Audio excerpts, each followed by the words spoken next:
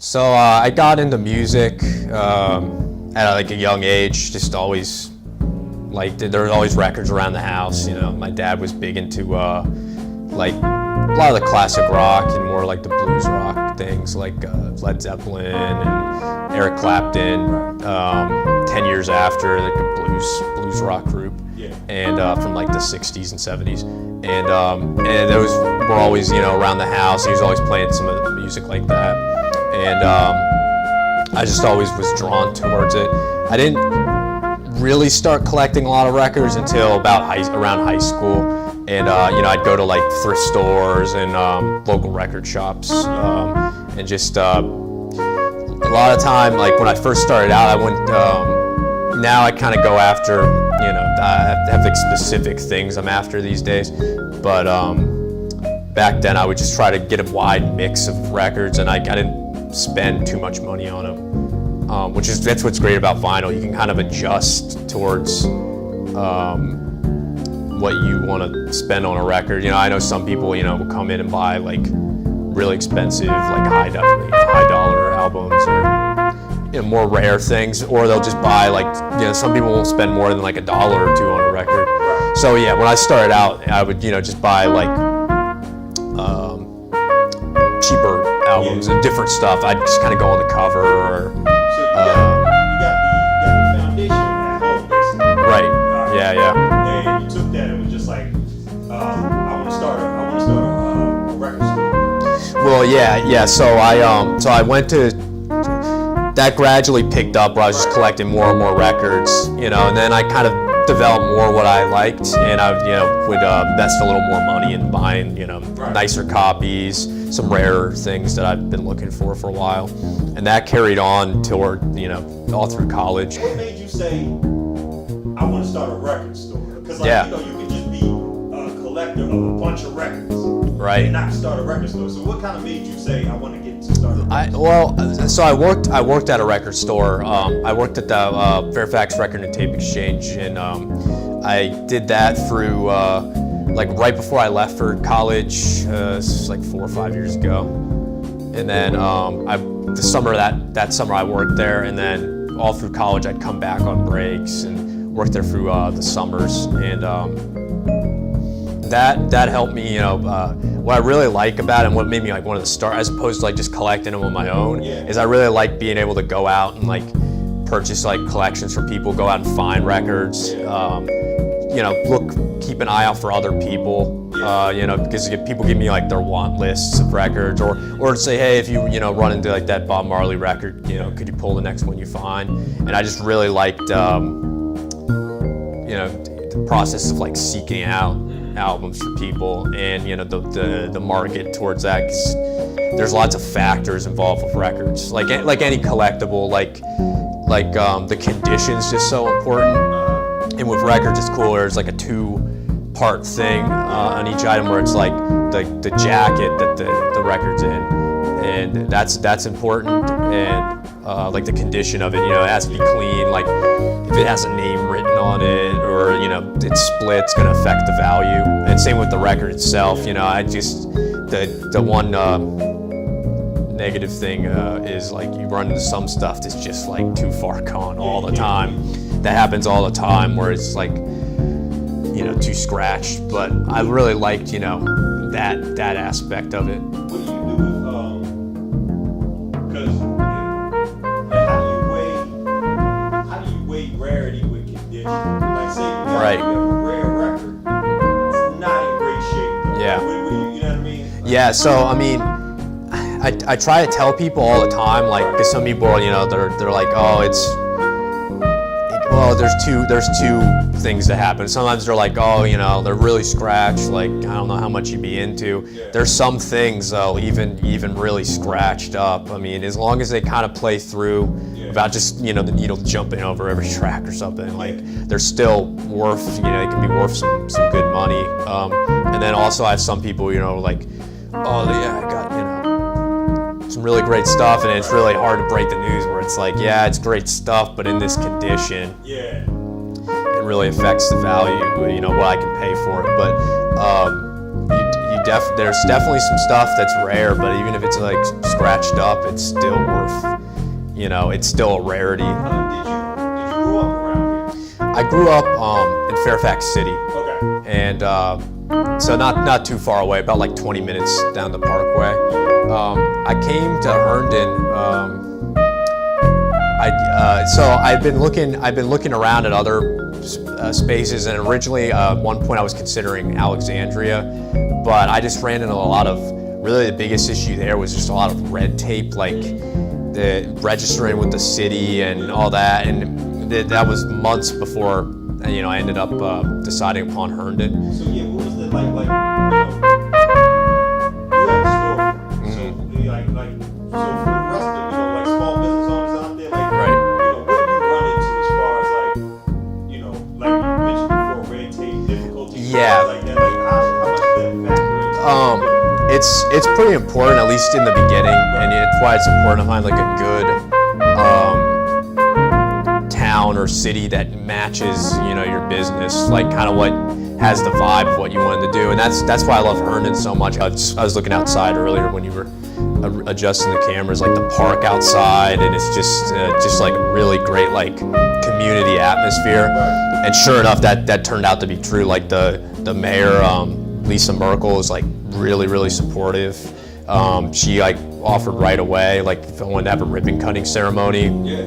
And we did that, and that was really well attended, and just the town's been nothing but like supportive. Like I'm replacing the awning outside, and it's gonna get some better signage. Okay. And when I did that, like that process was really smooth, and yeah, you definitely want before you look at any location, you definitely want to do the homework and like research, like is this space gonna match what I want to do? I didn't. You let me know that you were DJing at Mellow Mushroom. Right. Yeah. How did that come about? The owner, really friendly guy, Amit, approached me. Him and his wife came in.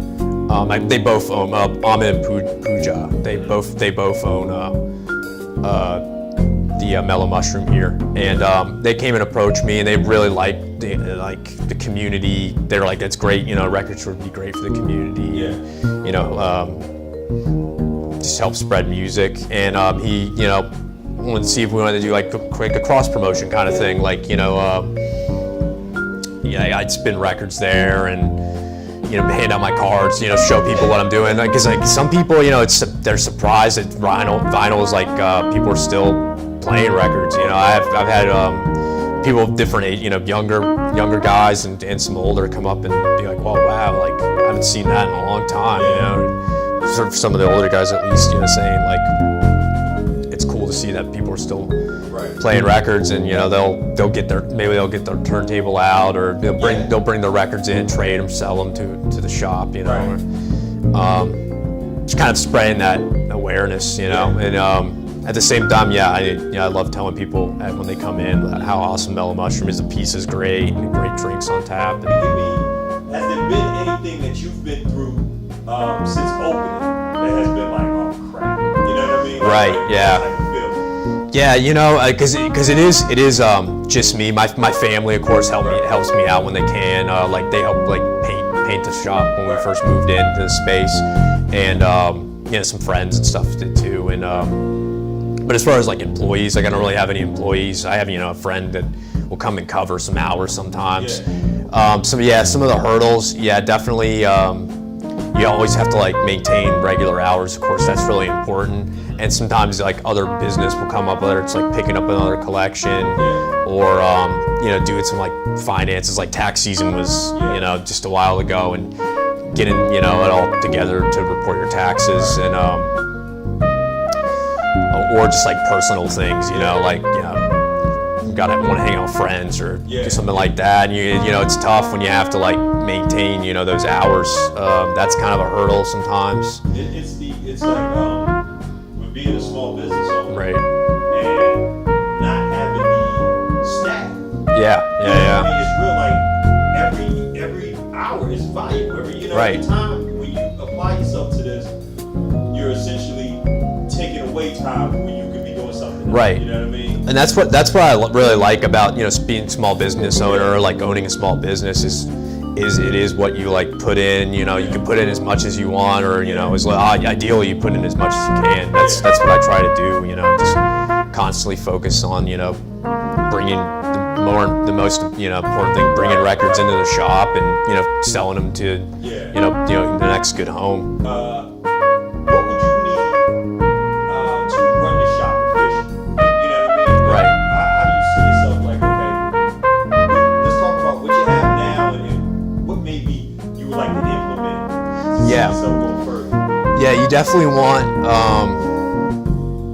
from like on the basic level, something like a good way to take like credit cards. Like people, you know, pay in cash, but not nearly as much as they do in credit cards. So that was definitely like one of the first steps, like as far as setting up a business. And I went with PayPal here to take cards, and you know the rate, I think it's like 2.7%, and that's, you know, that's not bad at all. I'm really happy with that. I know like a lot of small businesses go with something Square, something like that. It's PayPal here and Square pretty much go hand in hand. What I liked more though about PayPal here was the customer service. Like Square, it's really difficult to get someone on the phone. Yeah, that's the only. That was my experience with it. I went with Square.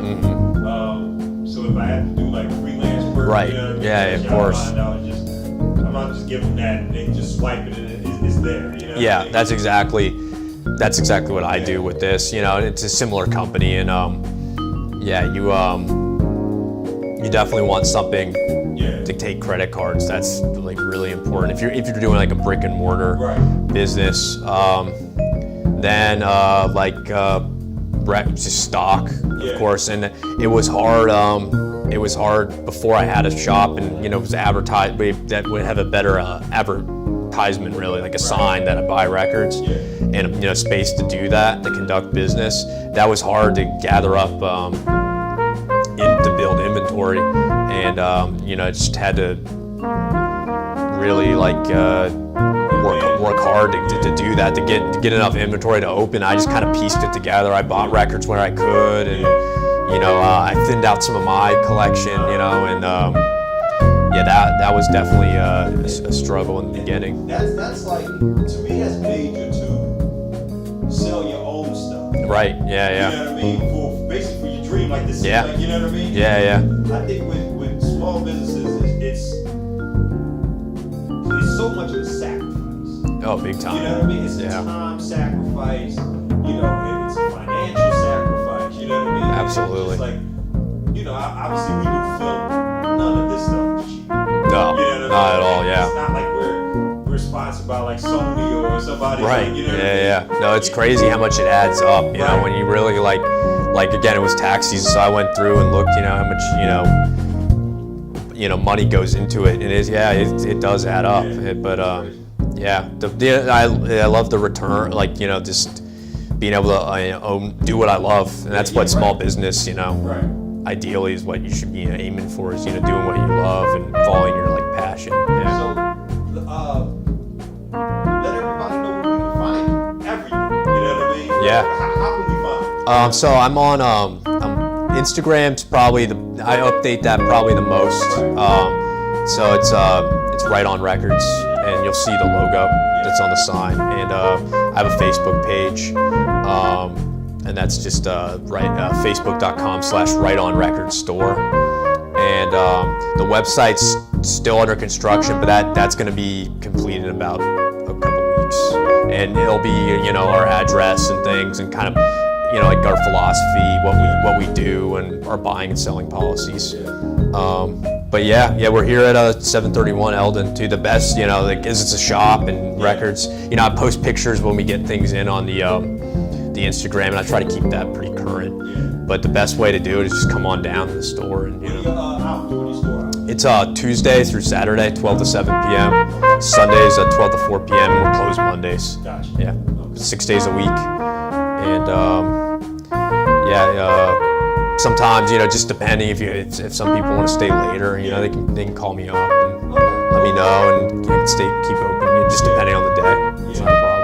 Yeah, really, it's just always discovering something like new through records and meeting people. You know, different people come in and buy the records. But as far as like the product, just I'm always finding a new there's always something that I never knew existed, and really that drive to just learn more about music. And again, and then as far as like the business, like I've met so many great other people in the area who that are just as in the records, come and buy music from me and trade, and really like you just don't know. That's what I like about like the buy and reselling business. You never know what you're gonna find next. It's fun. It's really a great time.